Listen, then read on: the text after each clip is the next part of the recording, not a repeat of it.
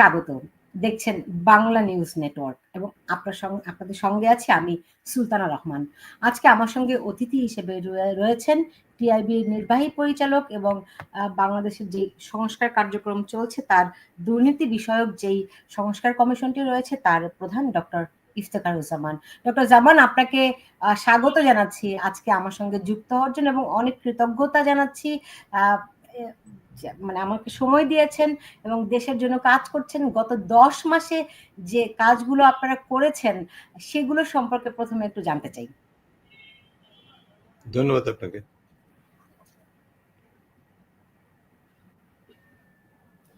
জি, আচ্ছা, মানে ধরেন গত 10 মাস বাংলাদেশের জন্য খুবই নানান দিক থেকে। আপনি কি শুনতে পাচ্ছেন আমার কথা?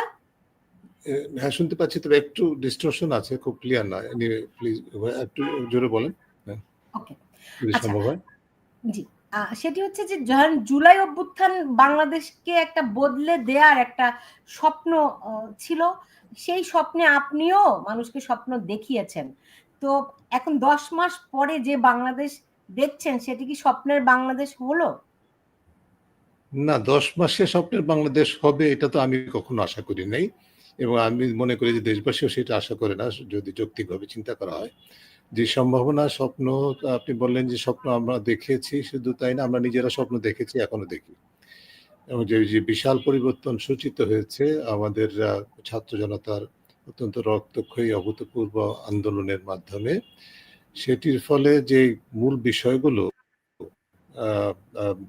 আপনার দর্শক শ্রোতারা মনে রাখতে পারবেন, যে তার মধ্যে ছিল অবশ্যই যে স্বৈরাচারী বা কর্তৃত্ববাদের সময়ে যে অপরাধ সংগঠিত হয়েছে, মানবাধিকার লঙ্ঘিত হয়েছে, তার বিচার, রাষ্ট্র সংস্কার এবং নির্বাচন, এই তিনটি ছিল মৌলিক উপাদান। এর মধ্যে অবশ্যই যেহেতু আপনি আমার ভূমিকাটার কথা বললেন 5 আগস্ট পরবর্তী সময়ে, দীর্ঘদিন আমি দুর্নীতি বিরোধী সামাজিক আন্দোলনে কাজ করেছি। আমি মনে করি যে হয়তো সেই কাজের স্বীকৃতি হিসাবে আমাদের টিআইবির যে অবদান দুর্নীতি বিরোধী সামাজিক আন্দোলনে, তারই স্বীকৃতি হিসেবে আমাকে আহ্বান জানানো হয়েছিল দুদক সংস্কার কমিশন, দুই দমন কমিশন সংস্কার কমিশনের প্রধানের দায়িত্ব নেওয়ার জন্য। এর মধ্যে অবশ্যই শুধুমাত্র এটা কোনো সিম্বলিজম না, তার অন্যতম যে ক্যাটালিস্ট বা অনুঘটক, সেটা কিন্তু ছিল দুর্নীতি। ক্ষমতায় থাকতে হবে, ক্ষমতা ছাড়া যাবে না, এবং ক্ষমতায় থেকে দুর্নীতি বা ক্ষমতার অপব্যবহারের মাধ্যমে কি বলে রাষ্ট্রীয় সম্পদ অপচয়, রাষ্ট্রীয় সম্পদ আত্মসাৎ, দেশ থেকে বিদেশে পাচার এবং তার সুরক্ষা দেওয়া, এই লক্ষ্যেই কিন্তু একটা অন্যতম উপাদান হিসেবে কাজ করেছে এই লক্ষ্যটা বাংলাদেশে কর্তৃত্ববাদ বিকাশের পেছনে। এবং সেই কারণেই তাকে কেন্দ্র করে যে পরিস্থিতি সৃষ্টি হয়েছে, আমরা হয়তো পরে আরো আলোচনা করতে পারি। যেটা হয়েছিল যে যৌক্তিক কারণে অন্তর্বর্তীকালীন সরকার যে মূল ক্ষেত্রগুলোকে রাষ্ট্র সংস্কারের যে অভীষ্ট অন্যতম অংশ হিসেবে চিহ্নিত করেছিল, তার মধ্যে অন্যতম ছিল বিশেষ করে প্রথম দফায় যে 6টি কমিশন গঠিত হয়েছিল, তার মধ্যে অন্যান্য কমিশনগুলোর পাশাপাশি দুর্নীতি দমন সংস্কার কমিশন গঠিত হয়। এবং যেটা শুরু বললাম একটুখানি, তার পিছনে যুক্তিটা ছিল যে যেটা অনুধাবন করা হয়েছে শুধু অন্তর্বর্তীকালীন সরকারের পক্ষ থেকে না, আমরা মনে করি পুরো দেশবাসী অনুধাবন করেছে যে আসলে যদি বাস্তবে বাংলাদেশে ইতিবাচক পরিবর্তন আসতে হয়, তাহলে দুর্নীতি নিয়ন্ত্রণের জন্য কার্যকর পরিস্থিতি সৃষ্টি করতে হবে, এবং সেই লক্ষ্যে কমিশনটা গঠিত হয়। এবং তার উপর ভিত্তি করে আমরা কমিশনের পক্ষ থেকে দীর্ঘকাল, মানে নির্ধারিত সময়ের মধ্যেই সংস্কার প্রস্তাবনা উপস্থাপন করেছিলাম, এবং তার উপর ভিত্তি করে পরবর্তীতে সংস্কার যেহেতু প্রতিবেদন, এটিকে বাস্তবায়নের জন্য দুই ধরনের চিন্তা ভাবনা হয়। প্রথমটা হচ্ছে যে সংস্কার প্রস্তাবনাগুলো, এবং অন্য কমিশনের ক্ষেত্রে একই কথা মোটামুটি প্রযোজ্য, যে প্রস্তাবনাগুলো হচ্ছে যে স্বল্প মেয়াদে অন্তর্বর্তীকালীন সরকারের মেয়াদেই এক্সিকিউটিভ নির্দেশনা বা সিদ্ধান্তের ভিত্তিতে সংশ্লিষ্ট প্রতিষ্ঠানের উদ্যোগে বাস্তবায়নযোগ্য, সেগুলোর একটা আমরা চিহ্নিত করে তালিকা সরকারের হাতে হস্তান্তর করেছি। পাশাপাশি যেই বিষয়গুলো প্রথম থেকেই আমাদেরকে বলা হয়েছে সরকারের পক্ষ থেকে, এবং যৌক্তিকভাবেই যেই বিষয়গুলো নিয়ে আমাদের দেশে যারা নির্বাচন পরবর্তী সময়ে সরকার গঠন করবেন, অর্থাৎ শুধু সরকার যারা গঠন কমিশন আইনে বাংলাদেশের রাজনৈতিক শক্তি, রাজনৈতিক দলগুলো এই কমিশন, এই যে সংস্কার প্রস্তাবনার সম্পর্কে এক ধরনের ওনারশিপ বা তাদের সম্মতির প্রয়োজন আছে, এবং এই সম্মতি অর্জনের জন্যই জাতীয় ঐকমত্য কমিশন গঠিত হয়, যার মধ্যে আবার সরকারের পক্ষ থেকে আমাকে আহ্বান জানানো হয়েছে একজন সদস্য হিসাবে, এবং সেই লক্ষ্যে আমরা এখন কাজ করছি।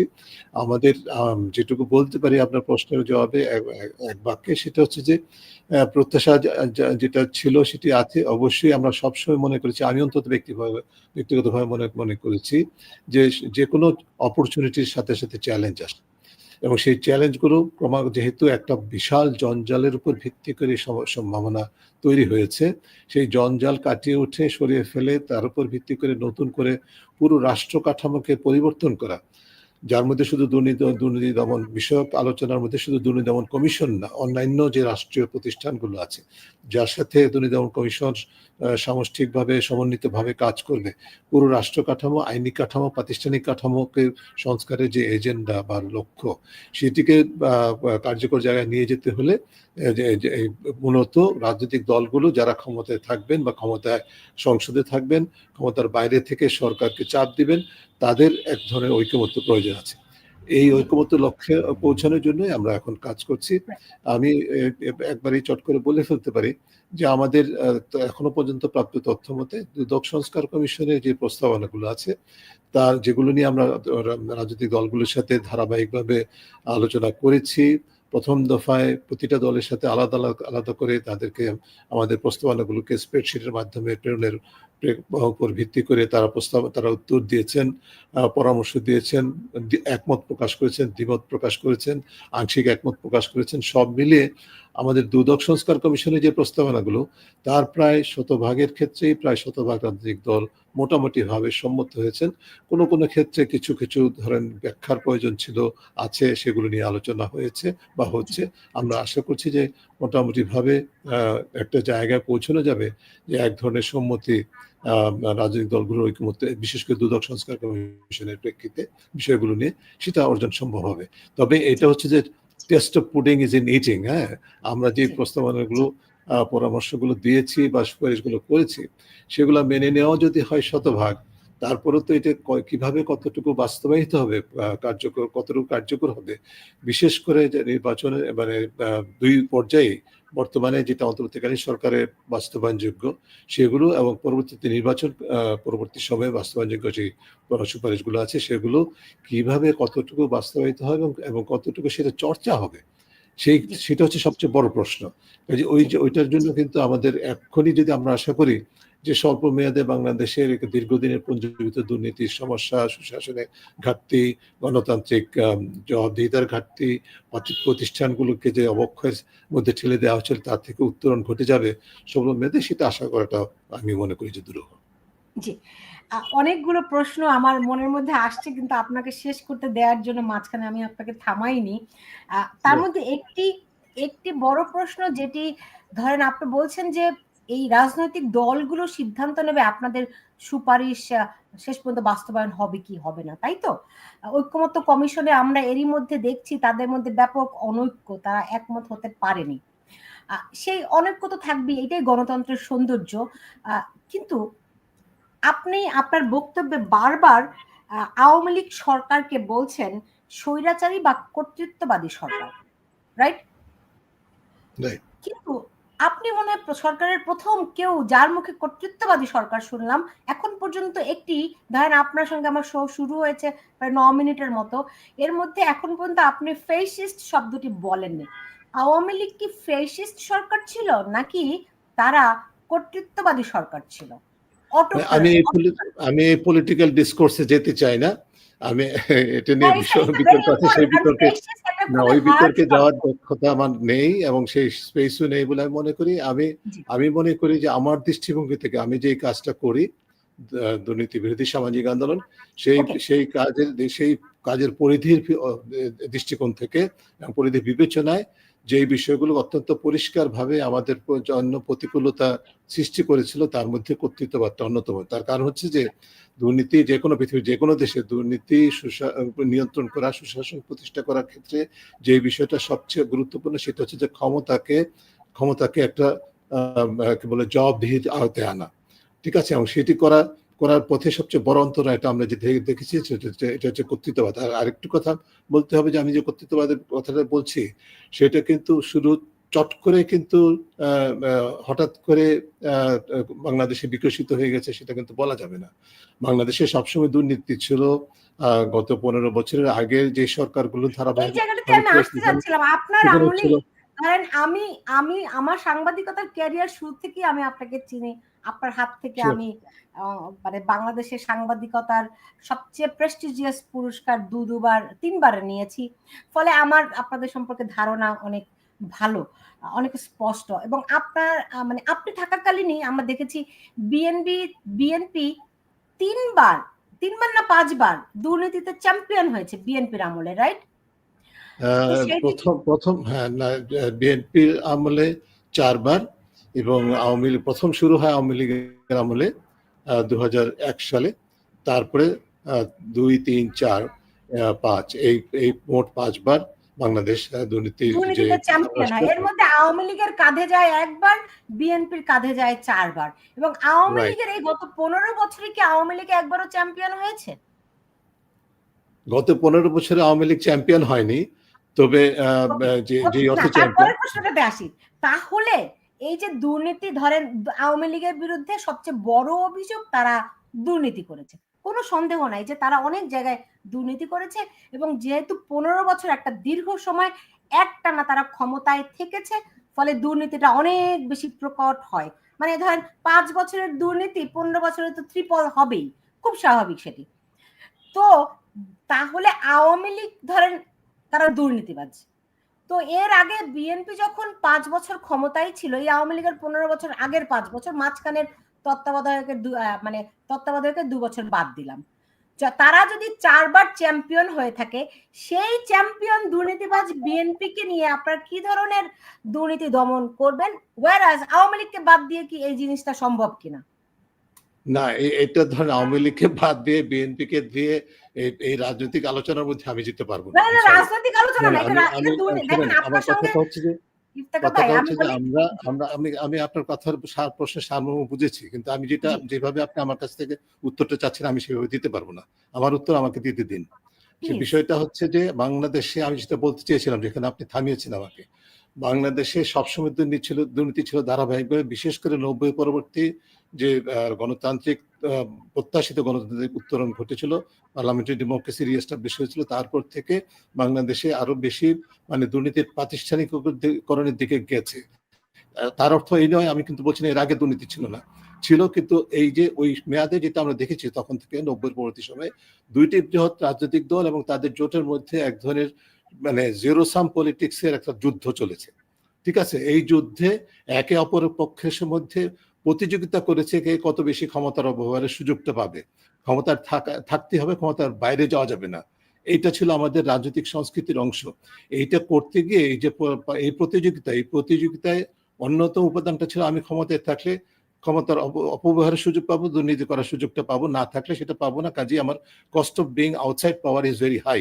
কাজে আমার কাছে ক্ষমতার বাইরে থাকাটাকে গ্রহণযোগ্য নয়। কাজেই নির্বাচনকে ম্যানিপুলেট করতে হবে, ক্ষমতায় থাকতে হবে। এই যে সংস্কৃতি, এটার মধ্যে আপনি খেয়াল করবেন একটা অন্তর্নিহিত ঐক্যমত্য ছিল কিন্তু দুইটা রাজনৈতিক দলের মধ্যে এবং তাদের জোটের মধ্যে। ঐক্যমত্যটা ছিল দুর্নীতি করার পক্ষে ঐক্যমত্য ছিল, ঠিক আছে? এবং সেই কারণেই কিন্তু সমস্ত প্রতিষ্ঠানগুলোকে জব্দ করা, দলীয়করণ করা, দুই দলের এবং দুই জোটের মধ্যে এক ধরনের প্রতিযোগিতা ছিল।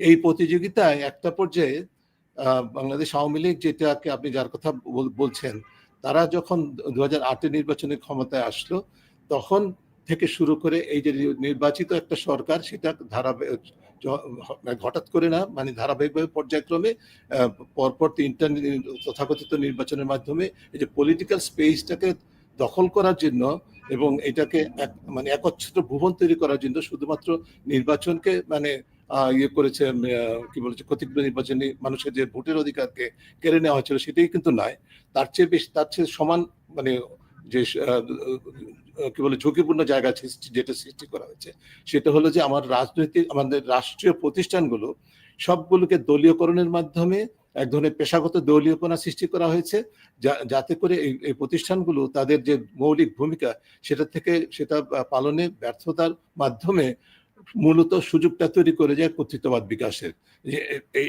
এই বিষয়টাকে আমাদের মনে রাখতে হবে। তার মানে এই নয় যে এর আগে এই সংস্কৃতিটা ছিল না। এই যে আমি কিন্তু প্রতিযোগিতার কথা বলেছি, এবং প্রতিযোগিতা এমনভাবে গেছে মানে উভয় পক্ষই, যে একটা পর্যায়ে যখন সেটাকে চূড়ান্ত পর্যায়ে নিয়ে আসা হলো তখনই আমি সেটাকে কর্তৃত্ববাদ বলেছি। ঠিক আছে, কাজেই আপনার প্রশ্নের জবাবটা আমি আশা করি আপনি পেয়েছেন। আমার মূল পয়েন্টটা হচ্ছে যে আমাদেরকে যে জিনিসটা বুঝতে হবে সেটা হচ্ছে যে আমাদের, এবং সেটার প্রমাণ কিন্তু আমরা 5 আগস্টও পরবর্তী সময় থেকে পেয়েছি। 5 আগস্ট ঠিক 5 আগস্ট বিকেলবেলা থেকেই কিন্তু বাংলাদেশে আমি যেটা শুরুতে বললাম যে দুর্নীতির মানে উপাদানকে দুর্নীতির করার সুযোগকে কেন্দ্র করে যে কর্তৃত্ববাদের বিকাশ হয়েছিল সেটার পতন ঘটলো, এবং সেটার বিরুদ্ধে প্রতিবাদ হলো আত্মত্যাগের ভিতরে মাধ্যমে কর্তৃত্ববাদের পতন ঘটলো।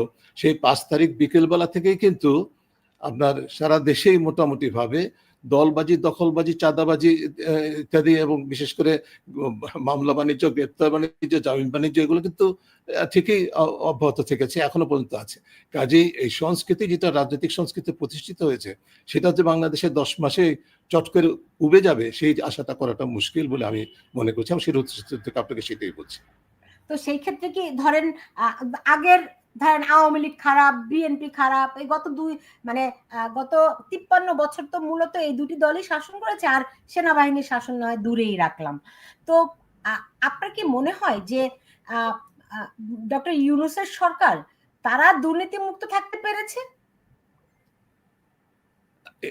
এই প্রশ্নের সরাসরি উত্তর দেওয়ার কোনো সুযোগ নেই, কারণ এই বিষয়ে গবেষণা ঠিক সেইভাবে এখন পর্যন্ত করা হয়নি। আপনি ধরেন রাষ্ট্রের সর্বোচ্চ ব্যক্তি ডক্টর মোহাম্মদ ইউনূস, তিনি তার ট্যাক্স মওকুফ করেছেন, তিনি কোন রকম ট্রায়াল ছাড়া তার মামলা থেকে খালাস পেয়েছেন, রাইট? তিনি একটার পর একটা তার কি বুঝলাম না, কি হয়েছে? তিনি ডক্টর ধরেন রাষ্ট্রের সর্বোচ্চ ব্যক্তি, এখন যদি আমরা ধরি সাংবিধানিকভাবে প্রেসিডেন্টের পদের বাইরে প্রধান উপদেষ্টা ডক্টর মোহাম্মদ ইউনূস তো এখন সর্বোচ্চ ব্যক্তি। তিনি ধরেন, আপনি বলছিলেন যে গবেষণা করতে হবে, হ্যাঁ, তো আমরা খুব সোজা সাপটা যেটি আমরা সবাই জানি যে ডক্টর মোহাম্মদ ইউনূস তার ট্যাক্স মওকুফ করেছেন, তিনি মামলা থেকে নিজেকে অব্যাহতি দিয়েছেন, তিনি অনেকগুলো প্রতিষ্ঠান নিজের নামে বা নিজের প্রতিষ্ঠানের নামে আপনাকে আমি যেভাবে চিনেছি, আপনি বলেছেন 3 বার টিআইবির পুরস্কার পেয়েছেন অনুসন্ধানী সাংবাদিকতা, কিন্তু এখনকার ন্যারেটিভটা কিন্তু তার সাথে যায় না। আপনি যেভাবে বলছেন, আপনি যে দৃষ্টান্তগুলো দিচ্ছেন সেগুলোকে নিয়ে আপনি প্রশ্ন তুলতে পারেন, কিন্তু এই মামলা থেকে তিনি খালাস নিয়েছেন, এই কথাটা, এই ন্যারেটিভটা ঠিক কিনা আমি জানি না। এইগুলো একটা আদালতের প্রক্রিয়া, যেভাবেই হোক সেটা হয়েছে। আমি কিন্তু তার পক্ষে বিপক্ষে বলছি না, এটা নিয়ে প্রশ্ন থাকতেই পারে, স্বার্থের দ্বন্দ্ব বিষয়টা থাকতেই পারে। শুধু আপনি যেটা বলছেন সেটা নয়, এর বাইরেও হয়তো অনেক কিছু প্রশ্নবিদ্ধ ঘটনা ঘটেছে। ব্যক্তি ইউনূস পাশাপাশি তার সরকারের মেয়াদে অনেক অনেক অনেক বিষয় নিয়ে আমি যেটা বলতে চাচ্ছিলাম, গবেষণা নির্ভর তথ্য না থাকলেও যে গণমাধ্যমে প্রকাশিত এবং অন্যভাবে ইতিমধ্যে প্রকাশিত তথ্যের উপর নির্ভর করে যেটা বলা যায়, সেটা হচ্ছে যে সম্পূর্ণ দুর্নীতিমুক্ত একটা সরকার পরিচালিত হচ্ছে সেটা বলা যাবে না। কারণ হচ্ছে যে আমার যে মূল জায়গাটা সেটা হচ্ছে যে আমাদের যে আইনি কাঠামো, প্রাতিষ্ঠানিক কাঠামো এবং আমলাতন্ত্র এবং তার সাথে রাজনৈতিক প্রেক্ষিত, এই সবকিছুকে কেন্দ্র করে যে দুর্নীতি সহায়ক পরিবেশ, একটা প্রাতিষ্ঠানিকতা সৃষ্টি হয়েছে, সেটি আমরা যদি আশা করি যে চট করে কয়েক মাসের সরকারের মাধ্যমে সরকার ক্ষমতায় বসে সেটা বলো যে দূর করে ফেলবে, সরিয়ে ফেলবে, সেটা কিন্তু সময়। আমি আপনাকে একটি দৃষ্টান্ত দেই। আমরা দীর্ঘদিন যাবৎ সংস্কারের কথাটাই বলছি, সংস্কার বলছি আমি আপনাকে, সংস্কারের একটা দৃষ্টান্ত আপনাকে দেই। সেটা হচ্ছে যে আমাদের দৃষ্টান্ত স্থাপন করতে পারতেন, তাহলে না ব্যাপকভাবে না আমি ভালো দৃষ্টান্ত দিতে চাচ্ছি না, সরকারের পক্ষে না। আমি দীর্ঘদিন ধরে চলা দুর্নীতি আপনি 10 মাসে অবশ্যই নিরসন করতে পারবেন না, এটি যে কোনো বোকাও বুঝতে পারে, রাইট?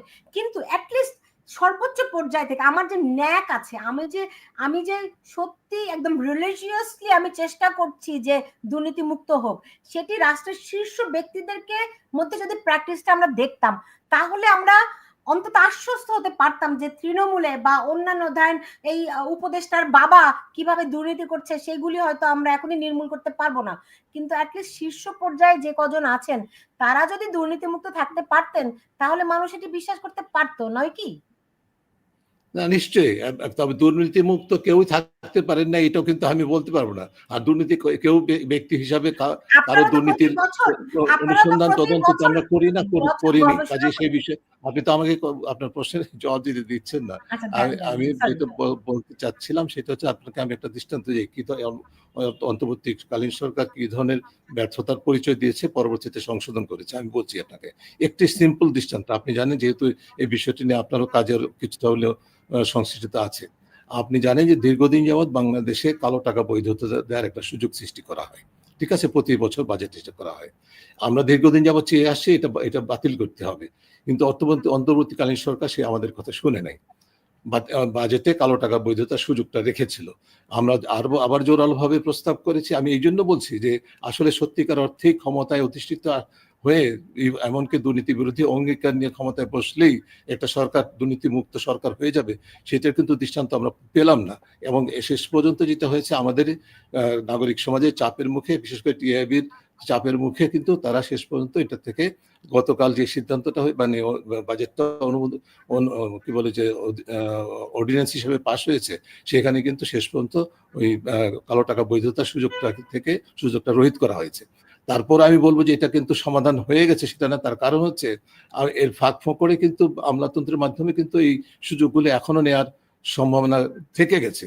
কাজেই আমার মূল কথাটা হলো যে একটা যেখানে দুর্নীতি মোটামুটি সম্পূর্ণভাবে প্রাতিষ্ঠানিক রূপ লাভ করেছে, আমাদের ট্রান্সপারেন্সি ইন্টারন্যাশনাল এবারের সূচকের প্রকাশের সময় বাংলাদেশকে এমন শ্রেণীভুক্ত করেছে যেটাকে বলা হচ্ছে যে আমরা দুর্নীতি আমাদেরকে জব্দ করে ফেলেছে, এরকম একটা অবস্থার মধ্যে। কাজেই এই অবস্থার পরিবর্তনের জন্য অবশ্যই যে সার্বিকভাবে রাষ্ট্রীয় সংস্কারে যে এজেন্ডার কথা আমরা বলছি, তার পাশাপাশি তাকে কেন্দ্র করে, সেগুলোকে কেন্দ্র করে আমাদের বিশেষ করে দুদক সংস্কার এবং দুদকের সাথে সংশ্লিষ্ট যে অন্যান্য প্রতিষ্ঠানগুলো, সেগুলোর সংস্কারটা কতটুকু অপরিহার্য, তার প্রতি আপনার দৃষ্টি আকর্ষণ করছি।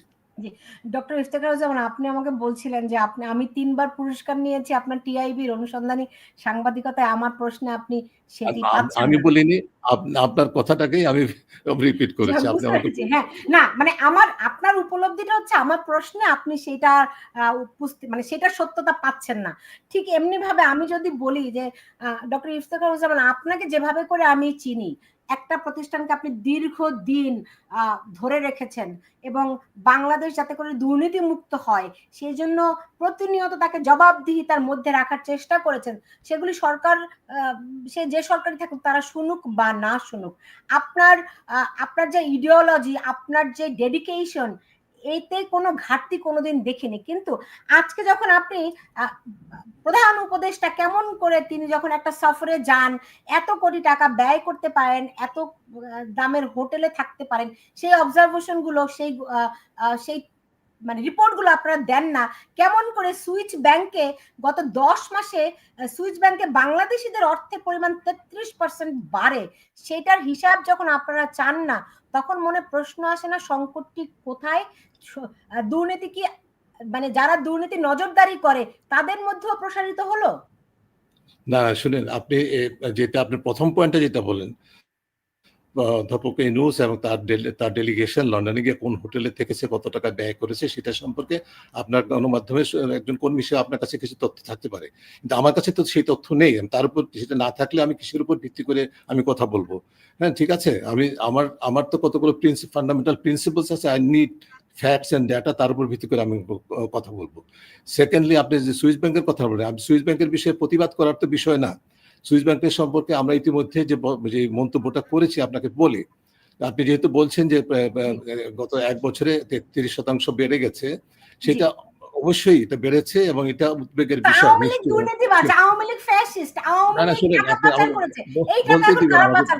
আমাকে বলতে দিবেন আপনি, শুনেন।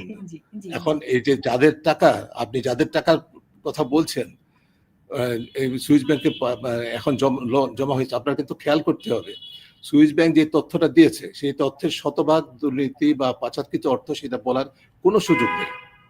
এটার একটা বড় অংশ পাচারকৃত হওয়ার সম্ভাবনা খুবই প্রকট, সেটা অবশ্যই, কিন্তু একটা বাকি অংশ কিন্তু অনেক আপনার মতো নাগরিক যারা বিদেশে কর্মরত আছেন তাদের অর্থ অনেকেই নিরাপদ মনে করে সুইস ব্যাংকে রাখে।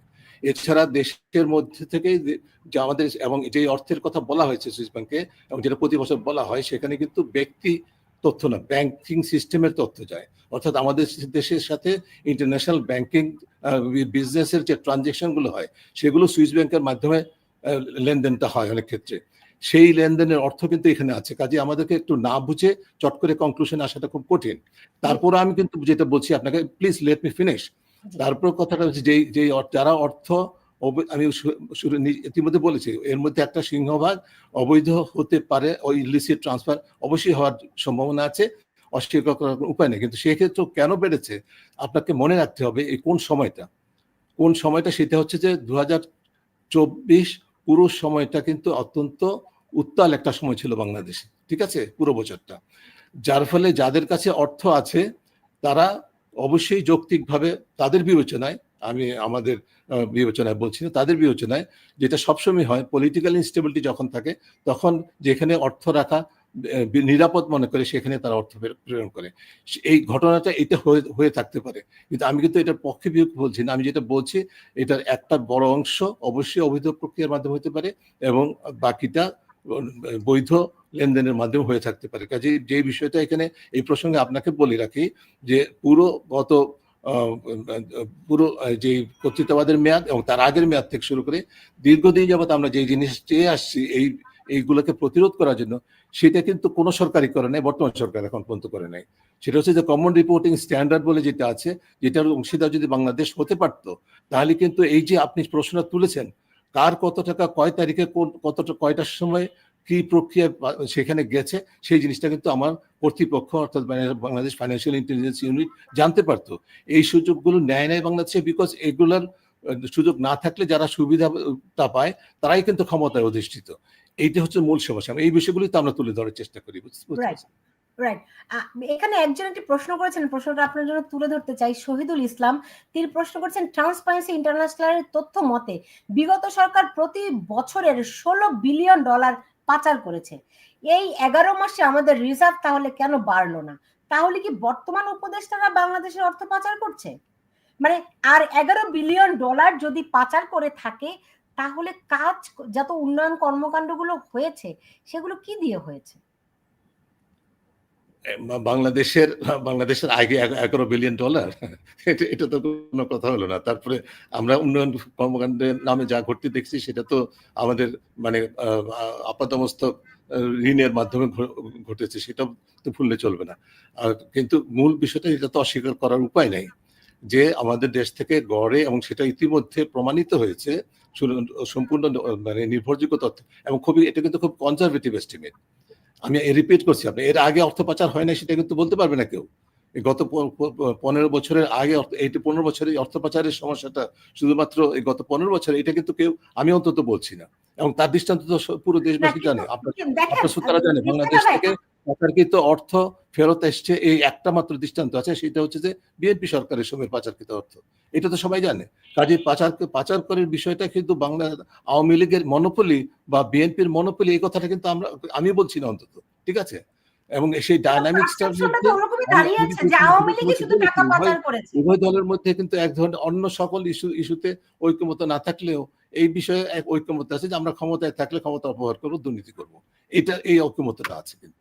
জি জি, বুঝতে পেরেছি। তো এখন যখন নতুন স্বপ্ন নিয়ে এনসিপি আসলো, নতুন রাজনৈতিক দল, তাদের বিরুদ্ধে ঢালাও অভিযোগ, মানে দুর্নীতির অভিযোগ পাচ্ছি, তাই না? তো তাহলে তো এই দুর্নীতি নিয়ে আমাদের চলতে হবে নাকি? দুর্নীতি নিয়ে চলতে হবে, ঠিক, আপনার কথাটা ঠিক। প্রশ্নের দুইটা দিক, তাদের বিরুদ্ধে, এনসিপির বিরুদ্ধে বেশ ব্যাপক দুর্নীতির অভিযোগ এবং একাধিক ক্ষেত্রে আমরা প্রাতিষ্ঠানিকভাবে সেটার প্রতিবাদও করেছি জোরালো ভাবে। যেমন তারা যখন সম্মেলন করেছিল তখন গাড়ির রিকুইজিশন দিয়ে নিয়ে এসেছিল, সেটা নিয়ে প্রতিবাদ করেছি, তাদের অর্থ সম্পর্কে প্রকাশ করা দাবি জানিয়েছি ইত্যাদি বিষয়, সেগুলোতে আছে, আমাদের কাজের ধারাবাহিকতা অব্যাহত আছে। কিন্তু ওদের কাছ থেকে দেশবাসী, আমি ব্যক্তিগতভাবে নতুন রাজনৈতিক শক্তি হিসেবে যেটা প্রত্যাশা করেছিলাম, সেখানে অবশ্যই প্রত্যাশা পূরণ হয়ে, বরং তারা আমাদেরকে হতাশ করেছে নিঃসন্দেহে। কিন্তু তারা যেটা করেছে, আপনাকে খেয়াল করতে হবে, তারা যেটা করেছে নতুন রাজনৈতিক দল হিসেবে, তরুণদের রাজনৈতিক দল হিসেবে, তারা এস্টাবলিশড রোল মডেলটাকে ফলো করেছে। তারা দেখেছে রাজনৈতিক করতে গেলে এটা করতে হয়। এই যে আমি যে একটু আগে বললাম যে দলবাজি, দখলবাজি, চাঁদাবাজি, এটা যারা প্রতিষ্ঠিত করেছিল তাদের রোল মডেলটা তারা অনুসরণ করে শুধুমাত্র কি বলবো যে বিভিন্ন ধরনের অনিয়মে জড়িয়ে পড়েছে তাই নয়, এই যে বিভিন্ন ধরনের বাণিজ্যও জড়িয়ে পড়েছে। ওই যে কি বলে যে গ্রেফতার বাণিজ্য, মামলা বাণিজ্য, জামিন বাণিজ্য ইত্যাদির মধ্যেও তারা যুক্ত আছে বলেই অভিযোগ আছে। যেরকম অভিযোগ আছে আমার মূল মেইন স্ট্রিম বা পুরনো রাজনৈতিক দলগুলো বা বড় রাজনৈতিক দলগুলো সম্পর্কেও যেরকম অভিযোগ রয়েছে। কাজে এটা হচ্ছে যে মূলত বিষয়টা পুরো একটা প্রাতিষ্ঠানিকতা যে লাভ করেছে সেটারই দৃষ্টান্ত। এবং আমাদের যে বলো যে ডিসঅ্যাপয়েন্টিং যে জায়গাটা হচ্ছে যে আমাদের আশা ছিল যে এই দলটি আন্দোলনের ভিতর থেকে সৃষ্ট, তারা অবশ্যই নতুন ধারার মধ্যে ঢুকবে। আমি যতটুকু শুনেছি এখন সাম্প্রতিককালে তারা সেদিকে চেষ্টা করছে, সেদিকে যাবে। আমরা সময়ই বলতে পারবো কতটুকু তারা সফল হবে, এবং এটার জাজমেন্টটা টাইম উইল অনলি টেল। জি, এমনিতে ধরেন গত মানে কি এটাকে কি বলবো যে মানে আপনারা একটা শ্বেতপত্র প্রণয়ন কমিটির যে সভাপতি ডক্টর দেবপ্রিয় ভট্টাচার্য বাংলাদেশের ক্ষেত্রে বলছিলেন যে 15 বছরে 15-16 বিলিয়ন ডলার পাচার হয়েছে। মানে এই কথাগুলি আসলে এক ধরনের দুর্নীতির ধারণা, রাইট? মানে না না, এটা দুর্নীতির ধারণা। যে হিসাবটাই যে অর্থ পাচারের যে তথ্যটা দেয়া হয়েছে, আমরা যেটা 12 থেকে 15 বিলিয়ন ডলার বছরে বলেছিলাম, এবং যেটা শ্বেতপত্র কমিটি সেটাকে 16 বিলিয়ন ডলার বছরে বলে, এবং বলেছে 234 billion dollar in last 15 years যেটা বলেছেন, এটা কিন্তু ধারণা প্রসূত নয়। এগুলো কতগুলো ক্রাইটেরিয়ার উপর ভিত্তি করে, সুনির্দিষ্ট অত্যন্ত কনজারভেটিভ হিসাবের উপর ভিত্তি করে এটা প্রণীত। সেটা যেমন সে ধারণা বলতে আমি মিন করছি ধরেন দুর্নীতির ধারণা। আপনারাই আমাদেরকে ট্রেনিং দিয়েছেন, দুর্নীতি আর দুর্নীতির ধারণা সূচক দুটার মধ্যে একটা পার্থক্য আছে, তাই না? সো এই যেই 16 বিলিয়ন ডলার, আপনাকে আমি ইন্টারাপ্ট করতে হচ্ছে। আপনি কিন্তু এই দুর্নীতি যে তথ্য নিয়ে, এই যে অর্থ পাচারের তথ্যটা বলছেন, এবং যে দুর্নীতি নিয়ে আমরা আলাপ করছি, তার সাথে দুর্নীতি ধারণা সূচকের কিন্তু আপনার তফাৎ আছে, এই জিনিসটা মনে রাখতে হবে, ঠিক আছে? জি, অবশ্যই তফাৎ তো আছেই, কিন্তু আমি যেটা বলতে চাচ্ছি যে ধরেন এই শ্বেতপত্র প্রকাশ কমিটি তারা তো কোনো প্রমাণপত্র দেয় নাই, তারা তো একটা ফিগার দিয়েছে 16 বিলিয়ন ডলার পাচার হয়েছে, কিন্তু কিভাবে প্রমাণ দেয়নি, কিন্তু কিভাবে সেটা এস্টিমেট করছে তার কিন্তু সুনির্দিষ্ট পদ্ধতি সেখানে প্রতিবেদনে উল্লেখ করা আছে, আপনি সেটা দেখে নেবেন। আমি শ্বেতপত্র কমিটির সাথে জড়িত ছিলাম না, আমি তাদেরকে ডিফেন্ড করছি না, তাদের পক্ষে বলছি না। আমি যেটা দেখেছি সেটা আপনাকে বলছি। তারা কতগুলো পদ্ধতি অনুসরণ করে যে প্রাক্কলনটা করেছে, তার উপর ভিত্তি করে সেটা সংখ্যাটা তারা বলেছে, ঠিক আছে? তো ধরেন গত মানে আপনারা উপদেষ্টাদের সম্পদের হিসাব চেয়েছিলেন, কোনো হিসাব পেয়েছেন? হিসাব আমরা পাইনি। সেটা কয়েকদিন আগেও আমরা আরেকবার প্রতিবাদ করেছি, আহ্বান জানিয়েছি তারা প্রকাশ করা উচিত। এবং আমরা সেটা বলেছি যে তারা যে সুযোগটা ছিল একটা দৃষ্টান্ত স্থাপন করা, সেটা যেরকম নিতে ফেল করেছে, অন দ্য আদার হ্যান্ড তারা একটা সেম টাইম তারা নিজেদেরকে এম্বারাস করেছে, আমরা সেটা বলেছি। শুধু প্রফেসর ইউনূসের ব্যক্তিগতভাবে তার হিসাব ছাড়া আর একজন উপদেষ্টা, বোধহয় সম্ভবত আমি মনে করতে পারছি আরেকজন উপদেষ্টা তথ্য প্রকাশিত হয়েছে, বাকিরা বলে যাচ্ছেন যে তারা জমা দিয়েছেন কিন্তু প্রকাশ হয়নি, শীঘ্র প্রকাশ করবেন। That's not a good response from me. আমার জন্য এটা ভালো রেসপন্স না, এটা তাদের প্রকাশ করা উচিত ছিল অবশ্যই। এবং তাদের মধ্যে থেকে ইতিমধ্যে আপনি জানেন যে তাদের কোনো কর্মকর্তার বিরুদ্ধে ইতিমধ্যে দুর্নীতির অভিযোগে তদন্ত চলছে। এই ঘটনাগুলো ঘটছে, যেটিও প্রত্যাশিত ছিল না অন্তর্বর্তীকালীন সরকারের সময়। কিছু ক্ষেত্রে স্বার্থের দ্বন্দ্ব প্রসূত সিদ্ধান্ত হয়েছে, কিছু নিয়োগ প্রশ্নবিদ্ধ হয়েছে ব্যাপক। আমলাতন্ত্রে যে নিয়োগ নিয়ে যে ধরনের কর্মকাণ্ড হয়েছে সেগুলো অভূতপূর্ব অনেক দিক থেকে, এগুলো বলতে হবে, এগুলো সবাই জানে। কিন্তু এই জিনিসগুলো অ্যাভয়েড করা যেত, কিন্তু যেটা সম্ভব হয়নি সেটা হচ্ছে যে মানে মূলত এই যে ক্ষমতায়, এই যে দীর্ঘদিন আমি ক্ষমতার বাইরে ছিলাম, আমাকে ক্ষমতার বাইরে রাখা হয়েছে, আমি এখন ক্ষমতায় এসে গেছি বা এসে যাব, এবং তার মাধ্যমে আমি ক্ষমতাটাকে ব্যবহার করার সুযোগটা পাবো, এই সংস্কৃতি তো আমাদের দেশে প্রতিষ্ঠিত এখন আছে। রাইট। এবং এই সংস্কৃতির কারণে যে একটা মব সংস্কৃতি তৈরি হয়েছে নতুন বাংলাদেশে, এটা তো আগে ছিল না। মানে আপনার কি মনে হয় যে এই সরকার বা 5ই আগস্টের পরে একটি মাত্র অর্জন আছে, আমাদের নতুন একটা কিছু আছে, সেই নতুনত্বটা কি? সেই নতুনত্বটা হচ্ছে মব সংস্কৃতি, এর বাইরে নতুন কিছু কি আছে? এটা আপনি সেটার করে বলছেন, এটা নতুনত্ব একটা অর্জন বললেন আপনি, এটাকে এটা না, আপনি এর বাইরে আপনি নতুন কিছু দেখেন কিনা, না, আপনি বলেন তো। না, এই জিনিসটা প্রথম হয়েছে বাংলাদেশে, এই প্রথম হয়েছে 5ই আগস্টের ডেফিনেটলি। পরে আমি মব সংস্কৃতি আমি মানে দেখি এইটা প্রথম। এর বাইরে আমি নতুন না, কিছু দেখি না। ম- আপনি যদি ম- দেখেন না, প্লিজ এ- আমাকে আপ- না, সমৃদ্ধ আপনি করেন। আবার আবার সাংবাদিক হিসাবে একেবারে প্রথম, এর আগে এটা ছিল না সেটা বলবো না, সেটা বলা যাবে না। মানুষ মানুষ পথে না, ঘাটে মানুষকে ঢালাওভাবে প্রতিদিনই এরকম নির্বিচারে গত হত্যা 10 করেছে। মাসে মানে এটা না, কিন্তু 172 আপনি যে জনকে পিটিয়ে আমাকে হত্যা করা ফিনিশ হয়েছে। করতে দিবেন তো, আপনি আমাকে ফিনিশ করতে না দিলে তো আমার কথা বলা, তাহলে আমাকে সময় দ্রুত প্রশ্ন না চলে করে যাচ্ছে, লাভ পরে নাই, বলবেন আমার তো তাই না? সময় শেষ। আমি কিন্তু আমি কিন্তু বলি নাই যে আপনি যেটা মব চক্র বলছেন, মবতন্ত্র বলছেন, সেটা বাংলাদেশে নেই সেটা আমি বলছি না। এটা এটা ঘটে গেছে, ঘটছে প্রতিনিয়ত। গতকালও যেটা হয়েছে, একজন প্রাক্তন প্রধান নির্বাচন কমিশনারকে যেভাবে হেনস্থা করা হয়েছে, এগুলো কিন্তু মবতন্ত্র, অবশ্যই অস্বীকার। কিন্তু বাংলাদেশের মানুষ পথে ঘাটে আইনকে নিজের হাতে তুলে নিয়ে মানুষকে হত্যা করে নাই, মানুষকে নির্বিচারে অপদস্থ করে নাই, এটা কিন্তু বলা যাবে না। এটা কিন্তু নতুন একটা বাংলাদেশে, পুরোপুরি নতুন সেটা বলা যাবে না। আপনাকে যেটা সেগুলো বিচ্ছিন্ন অ্যানালিটিক্যালি ঘটনা, চিন্তা আর করতে এটা হবে, আপনি প্রতিনিয়ত একজন ঘটনা। প্রফেশনাল, আপনাকে একজন প্রফেশনাল সাংবাদিক হিসাবে আপনাকে যেটা অ্যানালিটিক্যালি চিন্তা করতে হবে, সেটা হচ্ছে যে এই যে আমাদের যে 5 আগস্টে যে আগস্ট মানে জুলাই অভ্যুত্থানের ফলে কিছু মানুষ, যারা আন্দোলনে অংশগ্রহণ করেছেন সরাসরিভাবে, পরোক্ষভাবে অথবা অনুপ্রবেশকারী হিসেবে, তাদের একাংশের মধ্যে যেটা হয়েছে, অতি ক্ষমতায়ন হয়েছে। তারা নিজেদেরকে অতি ক্ষমতায়িত ভাবছে। আমি এটা চাই, আমি এটা অর্জন করব, আমি এটা আজকেই করব, এখনই করব, আমাকে দিতেই হবে। এই সংস্কৃতি হয়েছে। এটি একেবারে বাংলাদেশের জন্য সম্পূর্ণ ব্যতিক্রম। এটা কিন্তু বলা যাবে না। পৃথিবীর বিভিন্ন দেশে যেখানে এই ধরনের বিশাল ধরনের পরিবর্তন হয়েছে, আর এটা ঘটেছে, এই ধরনের ঘটনা ঘটে, যে অতীতে ঘটেছে, এখনো ঘটছে পৃথিবীর। কাজে এই জিনিসটাকে আমি ডিফেন্ড করছি না, কিন্তু এটা যে ঘটেছে, এবং এই যে অতি ক্ষমতায়ন, সেই অতি ক্ষমতায়নেরই নমুনা হচ্ছে এটা। যে কারণে শুধু আপনি যেই মতন্ত্রের কথা বলছেন, এই মতন্ত্র কিন্তু আমার একেবারে আমলাতন্ত্রের কেন্দ্রস্থলে পর্যন্ত আছে, পথে ঘাটা তো রয়েছেই। কাজে এই বিষয়টাকে কিন্তু অবশ্যই একটা অত্যন্ত জরুরি বিষয়, কিন্তু এটাকে পলিটিসাইজ করার কোনো সুযোগ নেই। আপনি যেদিকে যাওয়ার চেষ্টা করছেন সেটা কিন্তু সম্ভব নয় বলে আমি মনে করি আর কি। ঠিক আছে, কিন্তু দেখেন, পলিটিসাইজ করা কোনো কিছু তো রাজনীতির বাইরে নয়। আমরা যদি দেখি সার্জিস আলম, হাসনাত, এরাই তো এই মপতন্ত্র শুরু করেছে। আমার কাছে এই ধরনের কোনো তথ্য নাই, কোনো ব্যক্তি সম্পর্কে আমি মন্তব্য করতে পারবো না। আপনার কাছে থাকতে পারে, আপনি সেটা নিয়ে কথা বলেন। আমি না, ব্যক্তি নিয়ে আমার না, আপনি আমি জানেন যে ব্যক্তি আমার বলছি না। ধরেন এনসিপি, এই যে মাত্র কদিন আগে আমি দেখলাম যে পুলিশ একজনকে আটক করেছে ধানমন্ডি থানায়। এই সার্জিস আলম গিয়ে তাকে উদ্ধার করে নিয়ে আসছে। এটা তো সব আমি জানি না পত্রিকার সেই, খবর।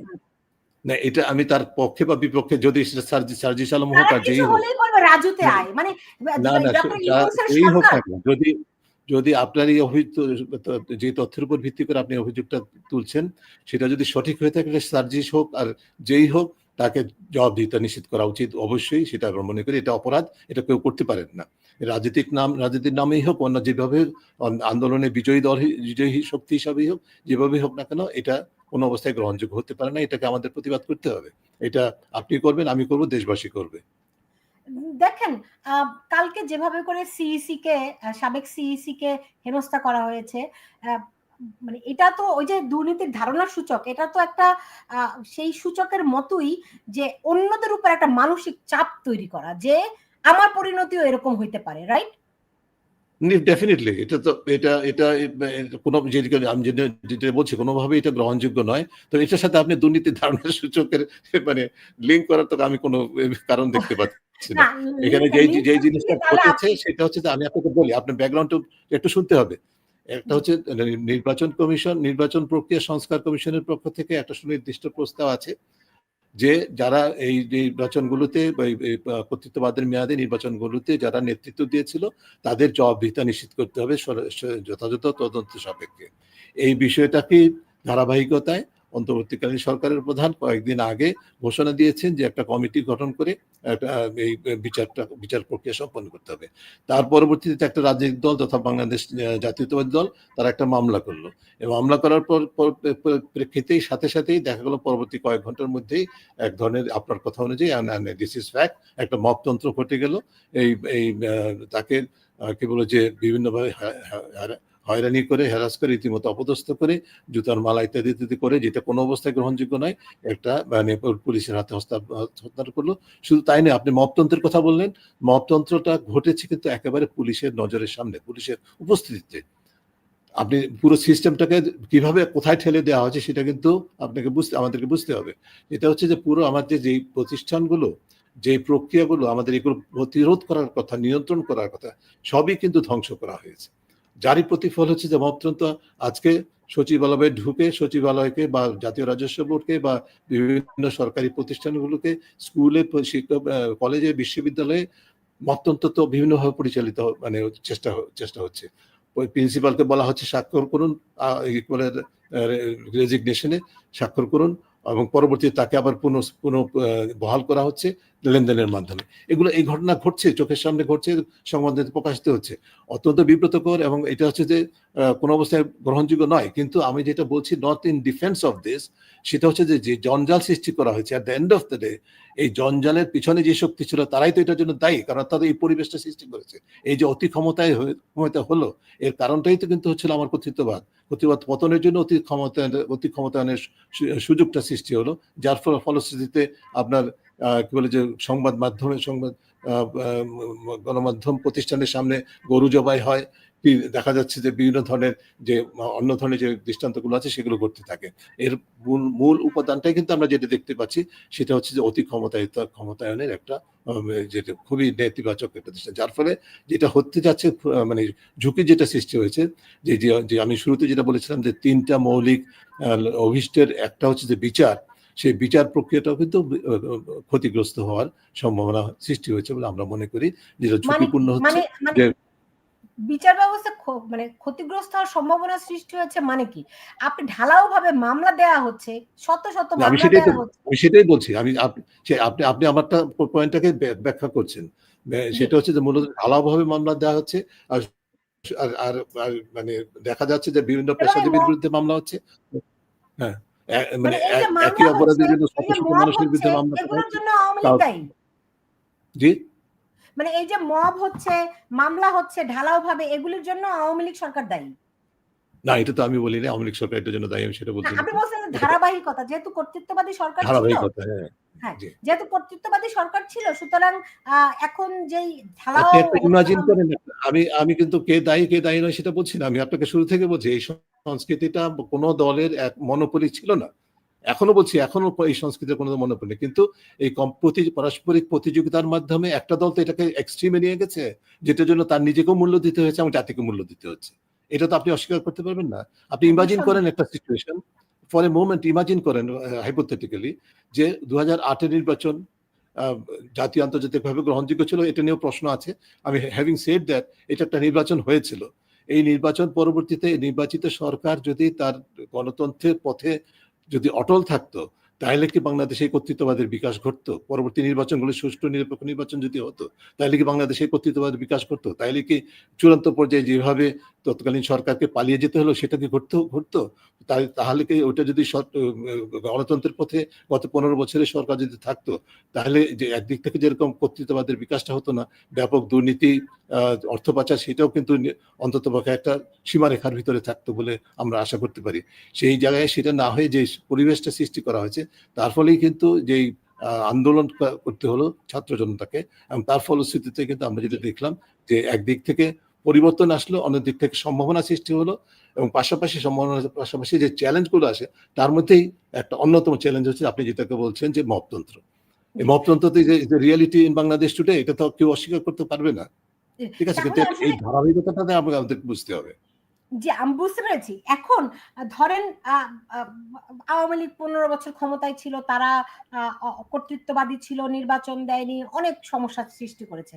এখন এই সরকার পতনের আগে পরে যেভাবে করে পুলিশ হত্যা করা হলো, থানাগুলো জ্বালিয়ে পুড়িয়ে দেয়া হলো, এই সংক্রান্ত প্রতিবেদন আপনাদের আছে কিনা?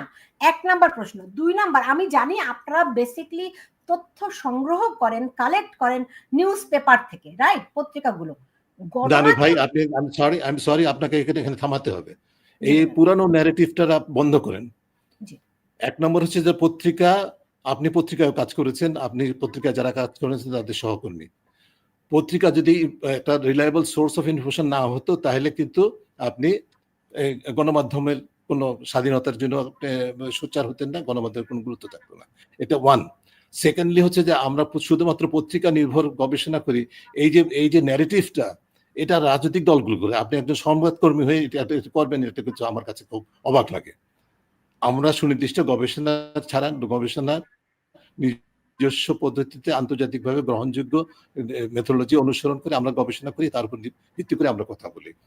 এই যে এই পত্রিকার ন্যারেটিভটা আপনারা এটা বন্ধ করেন না, আপনি প্লিজ।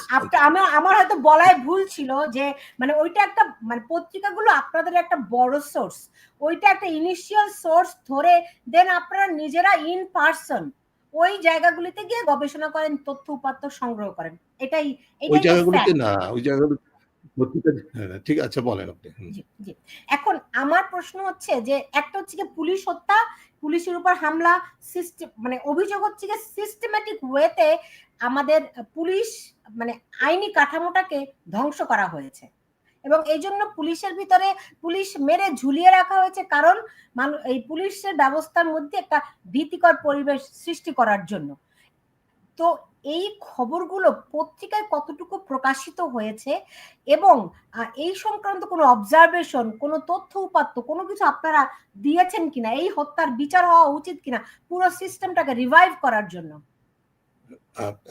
আপনি এটা নিয়ে সুনির্দিষ্ট গবেষণা আমরা করিনি, করতে পারিনি, সেই কারণে আমাদের গবেষণা তথ্য নেই। তবে এই যে ঘটনাগুলো ঘটেছে, পুলিশের উপরে নির্যাতন হয়েছে, পুলিশ হত্যা করা হয়েছে, সেটা সম্পর্কে তথ্য আমাদের 100 ডেজ অফ ইন্টারিম গভর্নমেন্ট একটা রিপোর্ট আছে আমাদের ওয়েবসাইটে, আপনারা সেটা দেখবেন।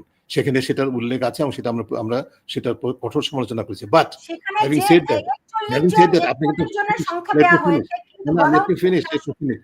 জি, Let me finish. Having said that, আপনি যেরকম যেভাবে উদ্বিগ্ন ৫ আগস্টের পরে পুলিশের উপরে যে সহিংসতা হয়েছে সেটা সম্পর্কে, একইভাবে এই একই পুলিশ যে কাজটা ৫ আগস্টের আগে পর্যন্ত করেছিল সেটা সম্পর্কেও আপনার কিন্তু সমানভাবে উদ্বিগ্ন হতে হবে।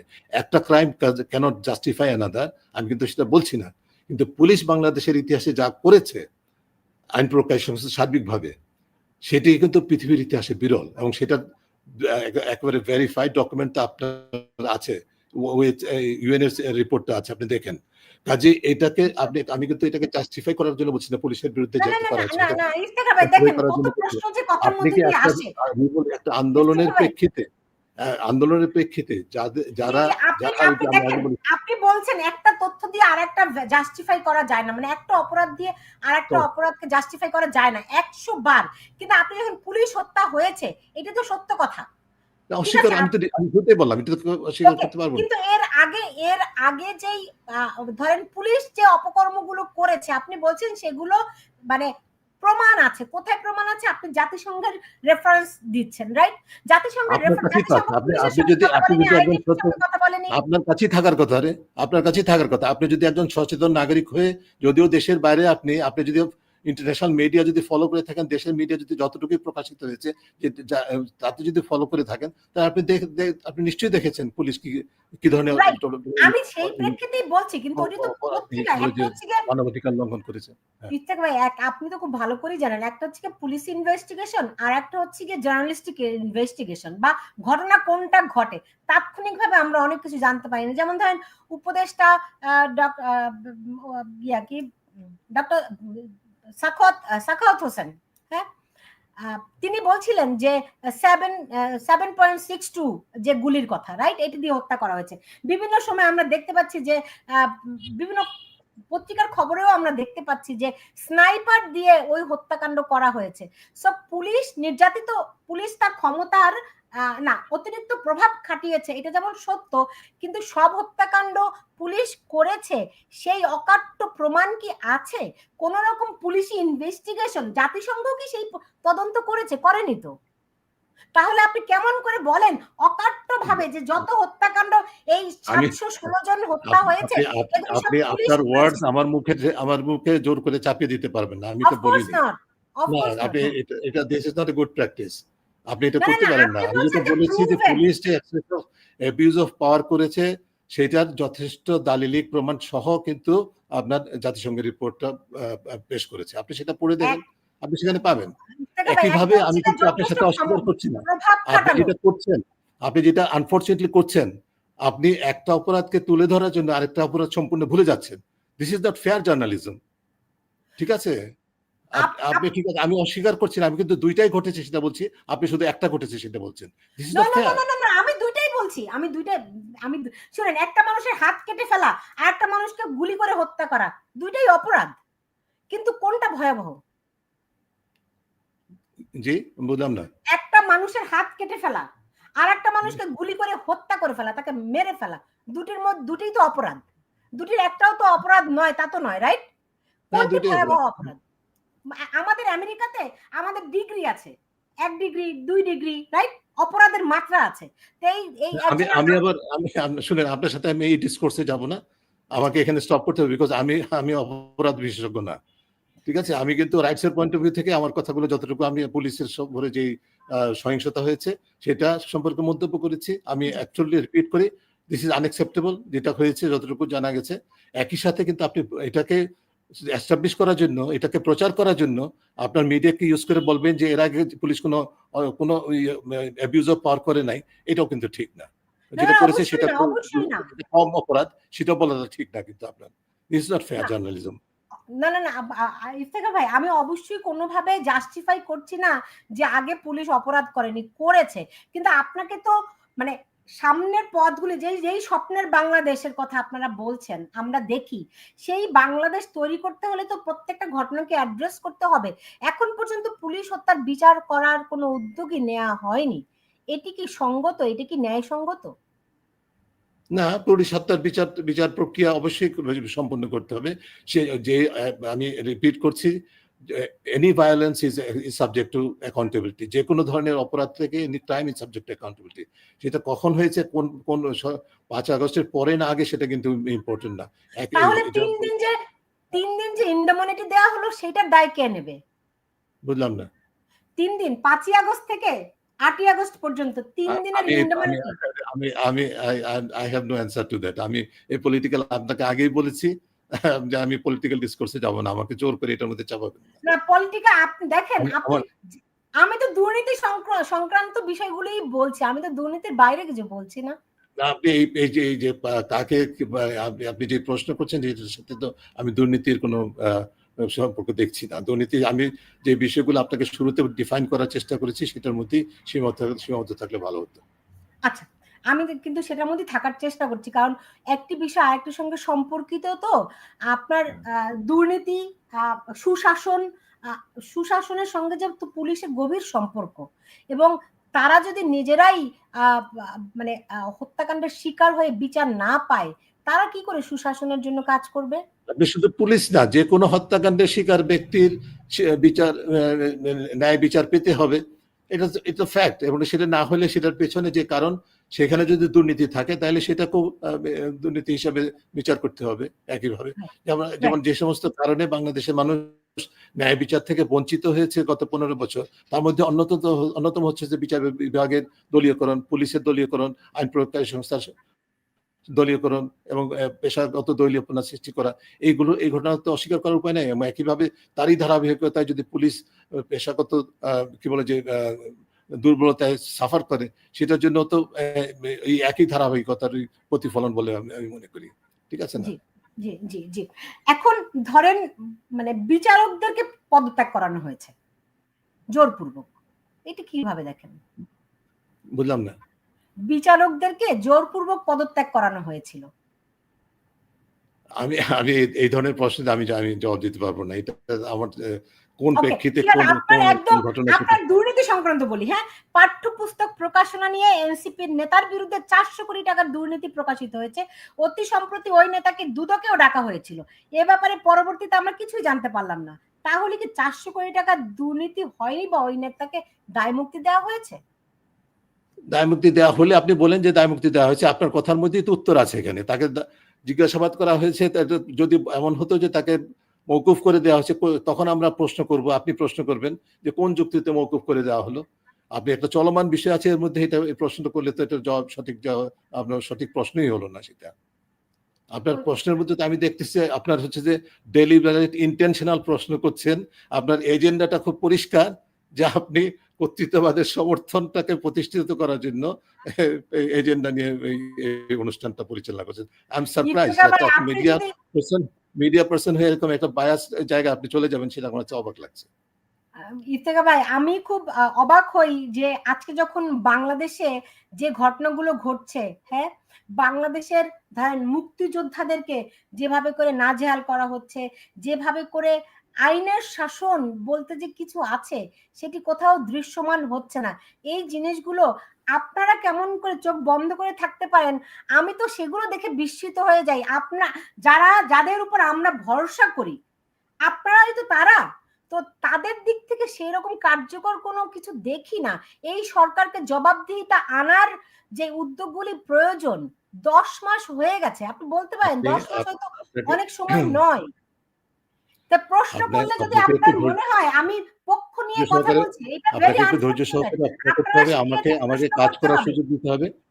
জি হ্যাঁ, জি বুঝলাম বলুন। না। আপনি তো মুক্তিযোদ্ধাদের অবমাননার কথা বলছেন। আপনি আপনার কথাটার জবাবটা আমি দেই, and let's be fair enough. যে মুক্তিযোদ্ধাদের অপমান করা হচ্ছে, অপদস্থ করা হচ্ছে, নাজেহাল করা হচ্ছে, অনেকের উপর বিভিন্ন ধরনের হয়রানি করা হচ্ছে, যেটি অবশ্যই অগ্রহণযোগ্য। কিন্তু লেটস নট ফরগেট, এই দেশবাসী ভুলা উচিত নয় যে বাংলাদেশে মুক্তিযুদ্ধকে সবচেয়ে বেশি অপদস্থ যারা করেছে তারা কিন্তু ওই কর্তৃত্ববাদের সরকার। তাদের ক্ষমতায় থাকার জন্য যে এজেন্ডা অন্যতম হাতিয়ার ছিল মুক্তিযুদ্ধকে পলিটিসাইজ করা, দলীয়করণ করা, একচ্ছত্র মালিকানা প্রতিষ্ঠা করা। সেটার কারণে কিন্তু মুক্তিযুদ্ধের সবচেয়ে বড় অবমাননা হয়েছে বাংলাদেশে। ঠিক আছে, শুধু তাই নয়, আমি একমত। শুনেন, আপনার সঙ্গে 100তে 500 ভাগ আমি একমত। তাহলে এই সরকার এসে আওয়ামী লীগের পকেট থেকে মুক্তিযুদ্ধকে কেন বের করলো না? তাদের পকেট থেকে বের করে কেন তারা এই ঝান্ডাকে ঊর্ধ্বে তুলে ধরলো না যে মুক্তিযুদ্ধের ইতিহাস, মুক্তিযুদ্ধের যে ন্যারেটিভ, এগুলি আমি আওয়ামী লীগের পকেট থেকে বের করে এই হচ্ছে আমার বাংলাদেশের মুক্তিযুদ্ধ, এটা আমাদের ঐতিহ্য, আমাদের এই সরকারের হাতে এই সরকারের, আমি জানি না, আমি সরকারের কেউ না, আমি বলতে পারবো না। তবু আপনার প্রশ্ন কি বুঝলাম না। আমি সরকারের কেউ না, আমি সরকারের পক্ষে বা সরকারের কি বলবো অবস্থানের সমর্থনে আমি কথা বলতে পারবো না। তবে আমি যেটা বলতে পারি সেটা হচ্ছে যে আপনার এই প্রশ্নটা, এই এজেন্ডা সরকারকে কিন্তু কেউ দেয় নাই আমার জানা মতে। এই এজেন্ডা নিয়ে মানে আওয়ামী লীগের পকেট থেকে মুক্তিযুদ্ধকে বের করে নিয়ে আসা, এই ধরনের কোনো সুনির্দিষ্ট এজেন্ডা সরকারের হাতে আছে বলে আমার জানা নেই। কাজেই এটুকু আমি বলতে পারি না। তাহলে যদি বলে কেউ যে মুক্তিযুদ্ধকে সবচেয়ে অবমাননা করেছে আওয়ামী লীগ, এটা আমার ব্যক্তিগত অভিমত। আমি ব্যক্তিগতভাবে মনে করি যে বাংলাদেশে আসলে মুক্তিযুদ্ধের যে চেতনা, মুক্তিযুদ্ধের আদর্শ, এমনকি বঙ্গবন্ধুর যে আদর্শ, বঙ্গবন্ধুকেও সবচেয়ে বেশি অপদস্থ করেছে বঙ্গবন্ধুর পরিবার এবং কর্তৃত্ববাদী সরকার দেশবাসীর কাছে অবদস্থ করেছে। এবং একইভাবে মুক্তিযুদ্ধকেও সবচেয়ে বেশি অবমাননা করেছে বা অবমাননা হয়েছে কর্তৃত্ববাদী সরকারের সময়ে। এবং তার পিছনে অন্যতম কারণটাই ছিল ক্ষমতায় থাকতে হবে, ক্ষমতা ছাড়া যাবে না, এটা হচ্ছে মূল বিষয়। সেখানে একটা মূল উইপন হিসেবে ব্যবহার করা হয়েছে, পলিটিক্যাল উইপন হিসেবে ব্যবহার করা হয়েছে মুক্তিযুদ্ধকে, মুক্তিযুদ্ধের চেতনার নামে যেগুলো প্রচার করা হয়েছে। ইফতেখার ভাই, আপনি যে কথাগুলি বলছেন, আপনি বলছেন আমি একটা ন্যারেটিভ দিচ্ছি, আপনিও তো একটা ন্যারেটিভই দিচ্ছেন। কেউ তো বললো না যে মুক্তিযুদ্ধ আমাদের অহংকার, আমার বাংলাদেশের অহংকার, এটা আওয়ামী লীগের সম্পদ না, চলুন আমরা সবাই মিলে মুক্তিযুদ্ধকে ধারণ করি। এই কথা তো সরকারের কেউ বললো না। কে বলেছে কি বলে নাই সেটা তো আমি দেখি নাই। আমি তো এটাকে আমাকে বলতেছেন কেন? এই প্রশ্নের কি জবাব দেবো আমি?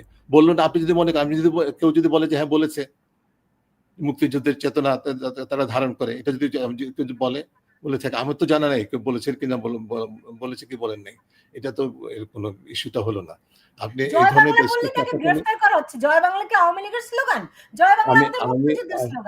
আমি আপনাকে রিকোয়েস্ট করি যদি আপনার সাথে আমার সাথে আর কন্টিনিউ করতে চান, আপনি আমাকে আমার কাজের পরিধির ভিতরে কথা বলেন, ঠিক আছে? আমার আমি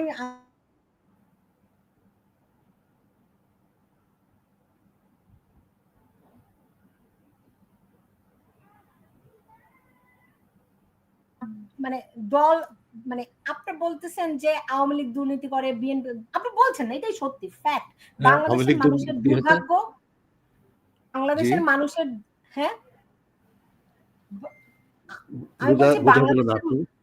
বাংলাদেশের মানুষের দুর্ভাগ্য যে রাজনৈতিক দলগুলো, মানুষ সবসময় তাদের দিকে তাকিয়ে থাকে, কিন্তু রাজনৈতিক দলগুলো মানুষের যে অন্তর্গত আকাঙ্ক্ষা সেগুলোকে গুরুত্ব না দিয়ে তারা সবসময় সবকিছুকে দলীয়করণই করে গেছে। তো এর বাইরে উঠে ইউনূস সরকার কি করতে পারছে বাংলাদেশের জন্য? আমি আমি ঠিক জানি না ইউনূস সরকার কি করতে পারছে, সেটা দেশবাসী দেখছে। এটা যথাযথ মূল্যায়ন আমরা করব। আমাদের গভর্নেন্সের অ্যান্টি কারাপশনের দৃষ্টিভঙ্গি থেকে আমরা কাজ করছি এবং সেটা যথাসময়ে আমরা ইউনূস সরকারের অবশ্যই অ্যাসেসমেন্ট আমরা প্রকাশ করব, সেটা যথাসময়ে আমরা বলতে পারবো। কিন্তু আপনার কাছে যে মূল বিষয়টা প্রত্যাশিত সেটা হচ্ছে যে আপনি আমার সাথে যদি আরো কন্টিনিউ করতে চান, আমার কাজের পরিধির মধ্যে থেকে কথা বলতে হবে, ঠিক আছে? এমনিতে অভিযোগ আছে আপনার, আচ্ছা আপনার কাজের মধ্যে থেকে রাজনীতিবিদদের বিরুদ্ধে তো আমরা অনেক প্রশ্ন করতে পারি আমি তাদের। আপনাকে একটা কথা শুধু বলতে পারি যে আমাদের যেহেতু দুর্নীতি নিয়ে আলোচনা হচ্ছে এবং একটা বড় প্রত্যাশা হচ্ছে যে বাংলাদেশের দুর্নীতি কার্যকরভাবে নিয়ন্ত্রিত হবে, সেটির জন্য আমরা যে সংস্কার প্রস্তাবনাগুলো করেছি সেগুলো যদি বাস্তবায়িত হয় সেটা তো ১ নম্বর শর্ত। কিন্তু সেটা বাস্তবায়িত কতটুকু হবে না হবে সেটা আপনাকে আগে বলেছিলাম। এখন আরেকটু স্পেসিফিক্যালি বলি, ওইটা কিন্তু নির্ভর করছে ২ টা উপাদানের উপর। বাংলাদেশের রাজনৈতিক শক্তিগুলো irrespective of which রাজনৈতিক শক্তি, সকল রাজনৈতিক শক্তিগুলো যতদিন পর্যন্ত না যে আমাদের যে জুলাই আন্দোলনের যে চেতনা তার থেকে সত্যিকার অর্থে শিক্ষা গ্রহণ করবে, ততদিন পর্যন্ত যদি গ্রহণ করতে ব্যর্থ হয় তাহলে আমরা যতই সংস্কারের কথা বলি না কেন সেটা বাস্তবে রূপান্তরিত হবে না। একইভাবে আরেকটা জায়গায় রেজিস্ট্যান্স হবে, প্রতিরোধ হচ্ছে আমাদের সংস্কারের অভীষ্টের পথে, সেটা হচ্ছে যে আমাদের আমলাতন্ত্র। বাংলাদেশের আমলাতন্ত্র এবং রাজনীতি এই ২ জায়গায় বাস্তব সংস্কার ছাড়া, এবং সেই সংস্কারটা অভ্যন্তরীণ থেকে হতে হবে। রাজনীতির সংস্কার কেউ বাইরে থেকে করিয়ে দিতে পারে না। কোনো দেশে হয় নাই, সেটা রাজনীতি নিজের থেকে করতে হবে। এইটা তারা নিজেরা করবে এবং সেটা হচ্ছে যে আমাদের মুক্তিযুদ্ধের চেতনা এবং জুলাই আন্দোলনের চেতনার উপর ভিত্তি করে যদি নিজেদের সংস্কার করে সেটা তাহলে ইতিবাচক পরিবর্তন প্রত্যাশা করা সম্ভব। কিন্তু সেটা এককভাবে হবে না। এর পাশাপাশি আমাদের আমলাতন্ত্রে ব্যাপক পরিবর্তন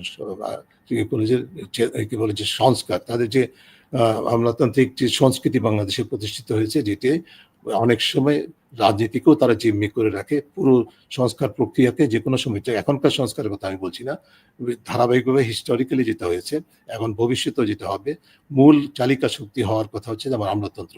সেই জায়গায় যদি বাস্তবে কোনো শিক্ষা আমাদের যে আমি জুলাই আন্দোলনের কথা বললাম, মুক্তিযুদ্ধের চেতনার কথা বললাম, সে তার থেকে যদি শিক্ষা গ্রহণ করা না হয় তাহলে আমাদের অভিষ্টটা অর্জন করা খুবই কঠিন হবে।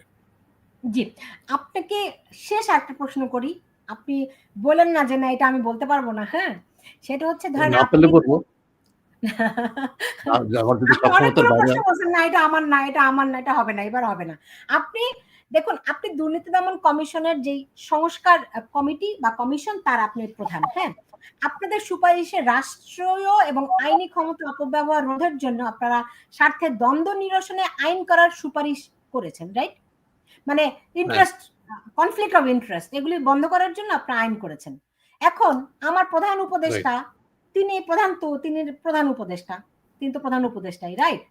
তিনি ক্ষমতাধর ব্যক্তি। এখন তিনি ধরেন একাধিক প্রতিষ্ঠানের লাইসেন্স নিয়েছেন তার গ্রামীণের নামে, তিনি কর ছাড় পেয়েছেন, হ্যাঁ? তিনি মামলা বাতিল করেছেন। এগুলো কি আপনি কনফ্লিক্ট অফ ইন্টারেস্ট হিসেবে দেখেন? না, অবশ্যই আমি ইতিমধ্যে এটা নিয়ে আপনাকে আগেও বলেছি, এখনো মন্তব্য করছি এবং গণমাধ্যমে আমি মন্তব্য করেছি যে এই ধরনের বিষয়গুলো অবশ্যই খতিয়ে দেখা দরকার। এখানে যদি সিদ্ধান্ত গ্রহণ প্রক্রিয়ায় তার নিজের অংশগ্রহণ থাকে তাহলে সেটি অবশ্যই অগ্রহণযোগ্য এবং সেখানে জবাবদিহির একটা বিষয় অবশ্যই থাকবে। যদি এমন কোনো সিদ্ধান্ত হয়ে থাকে, যেটিতে তার নিজের অংশগ্রহণ ছিল, যার ফলে তার প্রতিষ্ঠান বা তিনি ব্যক্তিগতভাবে লাভবান হয়েছেন, যে সিদ্ধান্ত গ্রহণ প্রক্রিয়ার মধ্যে তিনি নিজে সরাসরি জড়িত ছিলেন, প্রত্যক্ষ বা পরোক্ষভাবেও, তাহলে সেটা কিন্তু অগ্রহণযোগ্য একটা এবং স্বার্থের দ্বন্দ্বের একটা দৃষ্টান্ত। সেটি অবশ্যই জবাবদিহিতার দাবি রাখে। জি, ঠিক আছে, লাস্ট কোশ্চেন, একটা ভালো উত্তর চাই এটার আপনার কাছ ঊর্ধ্বে থেকে। কেউ না, জবাবদিহির ঊর্ধ্বে কেউ নয়।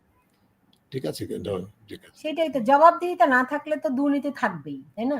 তো আপনার কাছে শেষ প্রশ্ন, 10 মাস এই সরকারের পেরিয়ে গেছে, কি দেখবেন, মানে ভবিষ্যৎটা কি বাংলাদেশের, যেটা আমি শিরোনাম করেছি? জি, কোন বন্দোবস্তের দিকে আমরা অগ্রসর হচ্ছি? স্পেসিফিক্যালি কোন বন্দোবস্ত সেটা বলা যাবে না, তবে আমি যতটুকু বলি বা মনে করি, আমি যা দেখছি তাতে আমাদের 5 আগস্ট যেই সম্ভাবনা সৃষ্টি তৈরি করেছিল, এটা অভূতপূর্ব সম্ভাবনা। আমরা সেই জায়গায় এখনো আছি, সম্ভাবনার মধ্যে আছি। 5 আগস্টে যেরকম চ্যালেঞ্জ, অন্তত আমি, সবাই উপলব্ধি না করলেও আমি যতটুকু উপলব্ধি করেছিলাম, যে সম্ভাবনার পাশাপাশি সেই সেই পাশাপাশি সেই চ্যালেঞ্জগুলো এখনো অব্যাহত আছে, বরং আমি বলবো যত সময় যাচ্ছে তত চ্যালেঞ্জের পাল্লাটা আরো ভারী হচ্ছে। এবং সেটাই আমার অভিজ্ঞতা, আমার এবং সেটি আমার পর্যবেক্ষণ এবং অভিজ্ঞতা। এবং এটিতে আমি মোটেও অবাক হই না, যদিও সেটা আমাকে অ্যাড করতে হবে, কারণ এটি বাস্তবতা। কিন্তু এর মধ্যেই আমাদেরকে ইতিবাচক দৃষ্টিভঙ্গি নিয়ে চেষ্টা করে যেতে হবে, যে সুযোগ সৃষ্টি হয়েছে সেটা থেকে ম্যাক্সিমাম পসিবল আউটকাম বের করে নিয়ে আসা। এটি পথটা খুব সহজ, একেবারে মসৃণ। সেটা আমরা যদি ভেবে থাকি তাহলে ভুল করেছি, নিজেদের জন্য আমরা বেশি এক্সপেকটেশনটা রেজ করে ফেলেছি, সেক্ষেত্রে সেটা উচিত করে ঠিক হয়নি। আমি মনে করি যে সব কিছুর সাথে, মানে সব সম্ভাবনার সাথে চ্যালেঞ্জ থাকবে, এটি স্বাভাবিক। জি, জি, ডক্টর ইফতেখারুজ্জামান, আপনাকে অনেক ধন্যবাদ জানাচ্ছি এবং কৃতজ্ঞতা প্রকাশ করছি আমার সঙ্গে আজকে যুক্ত হওয়ার জন্য। আপনার সঙ্গে অনেকগুলো হার্ড টক হয়েছে, আশা করি সেটা মানে মাইন্ড করবেন না। হার্ড টক তো না, পার্ট না, অফ আমার জার্নালিজম। মাইন্ড করার কিছু নয়। আমি যেটাকে আমি যখন যেভাবে ফিল করেছি আপনাকে কিন্তু বলে দিয়েছি। Right, right. কাজেই আর অসুবিধা নেই। আমিও শিখেছি যে what ever ask the question, যত স্টুপিড কোয়েশ্চেনই হোক না কেন, যত বড় কোয়েশ্চেনই হোক না কেন, কোয়েশ্চেন করতে হবে। প্রশ্ন না করলে আসলে জবাবদিহি তৈরি হয় না এখানে। ডেফিনেটলি, তবে কোয়েশ্চেন করাটার মধ্যে একটা জিনিস একটু কেয়ারফুল হলে ভালো হয়, কোয়েশ্চেনটা যেন লিডিং না হয়, কোয়েশ্চেনের মানে প্রিজাম্পচুয়াস যেন না হয়। সেটা আপনার মতো পেশাদারি উৎকর্ষ অর্জন করার দাবিদার সাংবাদিকের কাছ থেকে সেটা আমি অন্তত আশা করি। সেরকমই আমরাও আশা করি। আমরা বলতে জনগণ আশা করে, আমরা তো সাধারণত মানুষের কথাকেই রিপ্রেজেন্ট করি। তো মানুষও আশা করে যেই দুর্নীতির কথা বলে আপনারা দেশের হাল ধরেছেন, দায়িত্ব পালন করছেন, সেই দিকে সফল হন। সেই প্রত্যাশা যেমন রাখছি, সেই সঙ্গে কোনো কিছু তো আর আনচ্যালেঞ্জ না। আপনি বলছেন যে চ্যালেঞ্জ আরো বেড়েছে, কিন্তু কিভাবে সেটা মানে সেই চ্যালেঞ্জ আপনারা ওভারকাম করবেন, নিশ্চয়ই আপনারা কোনো পথ বাতলে নেবেন, সেই প্রত্যাশা আমরা রাখছি। ডক্টর ইফতেখারুজ্জামান, আপনাকে অনেক ধন্যবাদ জানাচ্ছি। আপনার আপনার আপনার আপনার আপনার সন্তুষ্টির জন্য, আপনার দর্শকদের, শ্রোতাদের সন্তুষ্টির জন্য এটুকু অন্তত বলতে পারি, সন্তুষ্টি কিনা আমি জানি না, এটুকু আপনাদেরকে এসিওর করতে পারি যে আমার যে কাজ, আমার যে দায়িত্ব, আমার প্রতিষ্ঠানের যে দায়িত্ব টু চ্যালেঞ্জ পাওয়ার, সেটা পাওয়ারে কে আছে কে নেই সেটা কিন্তু আমার জন্য ইম্পর্টেন্ট না, আমার প্রতিষ্ঠানে ইম্পর্টেন্ট না। পাওয়ারকে চ্যালেঞ্জ করা on the basis of facts and analysis, সেটা আমরা সবসময় যেটা করে আসছি, সেটা আমরা করে যে এখনো করছি এবং করে যাব, সেটাই আমাদের যে হোয়াট এভার হ্যাপেন্স, এটাতে কম্প্রোমাইজ করার কোনো সুযোগ নেই। আমরা আপনাকে আরো শক্তভাবে চ্যালেঞ্জিং অবস্থায় দেখতে চাই, এই প্রত্যাশাটুকু ভালো, রাখলাম আপনার কাছে। এটাতে আমি সন্তুষ্ট হই, আরো সন্তুষ্ট হই, কারণ এটার অর্থটা হচ্ছে যে আপনি আমার উপর আস্থা রাখছেন। Thank you. জি, আপনি ভালো থাকুন ডক্টর ইফতেখারুজ্জামান, আপনাকে অনেক ধন্যবাদ জানাচ্ছি।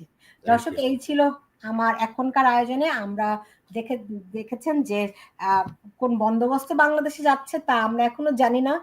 সামনে জুলাই ঘোষণার কথা বলা হচ্ছে, সেখানে নিশ্চয়ই একটা বন্দোবস্তের কথা বলবে, এবং বাংলাদেশের মানুষ সেই বন্দোবস্ত চাই কিনা, নিশ্চয়ই একটা নির্বাচন সেটির একমাত্র পথ, সেদিকে হাঁটবে কিনা বাংলাদেশ তার সময়ই বলে দেবে। আপনারা সবাই ভালো থাকুন, সেই প্রত্যাশা রেখে বিদায় নিচ্ছি।